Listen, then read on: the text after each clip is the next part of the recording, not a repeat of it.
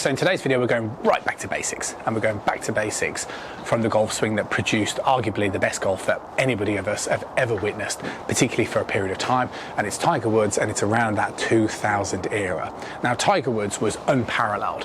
One, because of his distance. Two, because of just the short game. Every aspect of his game, his approach play was top of the stats, which meant that he was just so dominant for so long. However, this also coincided with the time that he was working predominantly with Butch Harmon. And the thing that I've always liked about Butch Harmon as a golf coach is, even though he works with very elitist and some of the best golfers in the world, he always kept things super simple. And that was definitely the case when I read a lot of the books around how Tiger Woods plays golf. And that's why I want to come back very much to that in this video, because I meet a lot of students that start to understand the swing, they start to go down the rabbit hole of information, which I think is a good thing, but sometimes you can end up overcomplicating it. So all I want to do in this video is I want to talk about two movements in the backswing position that are going to make you a much better golfer. The first one is when your left arm is parallel towards the floor, okay? Now, what you're ultimately looking for at this stage of the golf swing is a couple of things. The first one is width, okay? Now, what width means is just good hands distance away from the body. And a really good telling sign is if your lead arm is comfortably straight, and you should produce something about a 90-degree angle with your wrist positions. It's absolutely fine if it's slightly less, but something around this region here would mean that you've got that club into a good early backswing position. Now, that would seem really simple, and it kind of is, because all you need to do is you need to concentrate on keeping your head nice and still and lifting your arms into that place.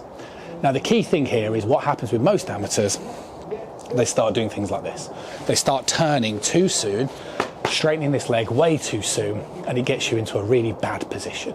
So the really good telling sign is you're looking to keep your head still, set the club into an L shape, and you should feel at this stage of the swing really vertical, or if not, even slightly reverse pivoty, which means that my lower body has moved more towards my trail side than my upper body has. And that is the key movement in that early backswing to set the club into place.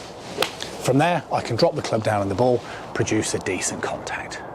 Now, hypothetically, once you get into that position, okay, which again, like we've seen with Tiger Swing, he did so well. From here, now what you're going to do is you're going to keep lifting your arms as you turn, okay, like so. And it's that movement there, so it's getting the club set and then continuing to turn. That's that movement, which is that known as that recentering move. Okay, so I meet a lot of golfers that have become aware of how the pelvis should move over the years, and they start moving like this because they think, oh, that's the recentering move, but then you're losing sight of all of this, and then you're losing sight of your width. So, stage one, left arm horizontal, head still, lift the arms up like so, and allow your lower body to feel like it moves a little bit to the right to shift that weight as I'm demonstrating.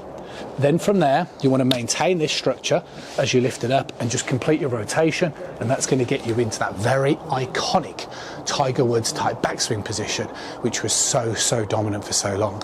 But the big message on today's video is just go back to basics, okay? It's amazing when I meet students how much down the rabbit hole they go, and I end up just saying, lift the club up, then you can turn through, and you'll be surprised how easy the swing can be. See you soon.